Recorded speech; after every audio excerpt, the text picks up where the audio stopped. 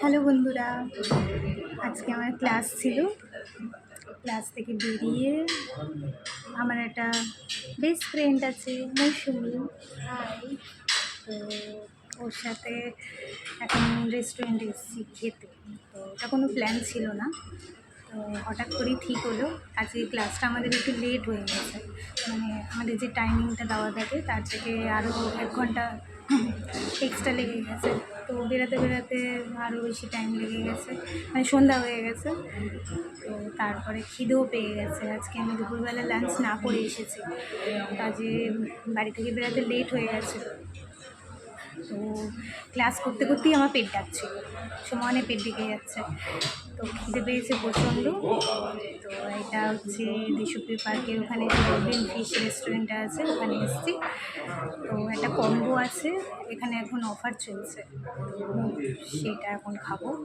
Order দেওয়া হয়েছে।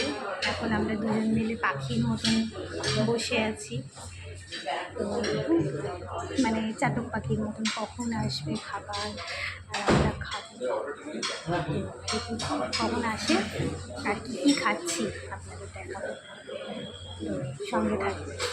বাড়িতে জানি না দিদি কী করছে, আর দিদি যদি জানতে পারে, অবভিয়াসলি জানতে তো পারবেই, রেগে ফায়ার হয়ে যাবে। কারণ ও এখানে আসার জন্য অনেক দিন ধরেই, মানে আমরাই বলেছি ওকে।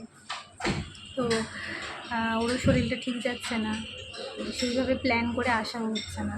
তবে আনবো, মানে অবশ্যই আসবো ওকে নিয়ে। ওকে অনেকবারই বলা হয়েছে, তো আজকে হঠাৎ করেই প্ল্যানটা হলো। তো দেখি কী খাওয়া যায়, মানে এই কম্বোতে কী কী আছে জানি না খেতে পারবো কি না। কারণ আমার মানে আমরা দুজনই হচ্ছে ইঁদুরের পেট, আমাদের দুজনেরই, ঠিক আছে। তো সব খেতে পারবো না, দেন তারপর দেখছি। আর নেক্সট ডেতে আপনাদের দেখাচ্ছি, ঠিক আছে। টাটা। আমাদের খাবার এসে গেছে। তো খাবার দেখে মাথায় হাত, জানি না কী করে খেতে পারবো, দেখাচ্ছি।